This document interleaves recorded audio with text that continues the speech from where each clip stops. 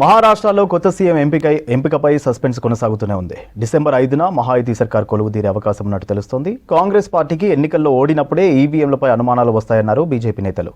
ఈవీఎంలపై నమ్మకం లేకపోతే ముందుగా రాహుల్, ప్రియాంక గాంధీ రిజైన్ చేయాలన్నారు.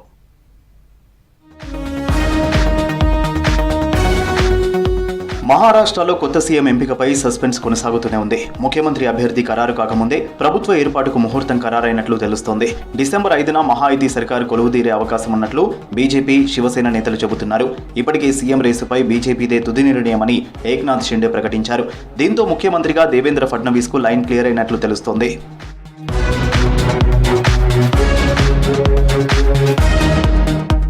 మోదీ సర్కార్ బుల్లెట్ రైలు ప్రాజెక్టును ప్రతిష్టాత్మకంగా తీసుకుందన్నారు కేంద్ర మంత్రి అశ్విని వైష్ణవ్. గుజరాత్, సూరత్లో బుల్లెట్ రైలు ప్రాజెక్టు పనులు పరిశీలించారు. జపాన్ సాంకేతికతతో నాణ్యతలో రాజీ లేకుండా నిర్మాణం జరుగుతుందన్నారు. వీలైనంత త్వరగా ప్రాజెక్టు పూర్తి చేస్తామన్నారు అశ్విని వైష్ణవ్. स्लैब के ऊपर सीधा पटरियां इसके ऊपर फिक्स की जाती है, इसीलिए और इसमें बहुत प्रिसीजन चाहिए होता है. शुरू में इक्विपमेंट सारे जापान से लाए थे, उसके बाद में इक्विपमेंट करीब सारे ही भारत में बन रहे हैं और इसका अच्छा आगे भविष्य में इस अनुभव का जो इतने प्रिसीजन कंस्ट्रक्शन का जो लाभ है वो भविष्य के कंस्ट्रक्शन प्रोजेक्ट्स में इसका लाभ मिलेगा. ప్రజా సంక్షేమమే లక్ష్యంగా బీజేపీ ప్రభుత్వం పనిచేస్తుందన్నారు కేంద్ర మంత్రి శివరాజ్ సింగ్ చౌహాన్. మధ్యప్రదేశ్లో లఖ్పతి దీదీ సమ్మేళనంలో పాల్గొన్నారు. మోదీ పాలనలో మహిళల జీవనోపాధి మెరుగైందన్నారు. లక్షలాది మంది మహిళలను లక్షాధికారులను చేస్తున్నామన్నారు శివరాజ్ సింగ్ చౌహాన్.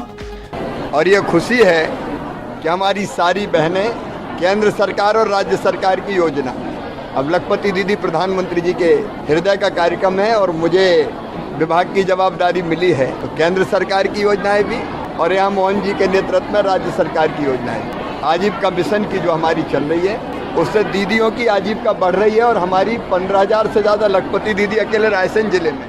కాంగ్రెస్ పార్టీకి ఎన్నికల్లో ఓడినప్పుడే ఈవీఎంలపై అనుమానాలు వస్తాయన్నారు బీజేపీ నేతలు. ఈవీఎంలపై నమ్మకం లేకపోతే ముందుగా రాహుల్ గాంధీ, ప్రియాంక గాంధీ రిజైన్ చేయాలన్నారు. అలాగే కాంగ్రెస్ పాలిత రాష్ట్రాల్లోని ముఖ్యమంత్రులు, ప్రజాప్రతినిధులు వెంటనే రాజీనామా చేయాలని డిమాండ్ చేశారు. The Congress party should be reminded, and also our younger generation should know that in 1975 Prime Minister Indira Gandhi was convicted of electoral fraud. So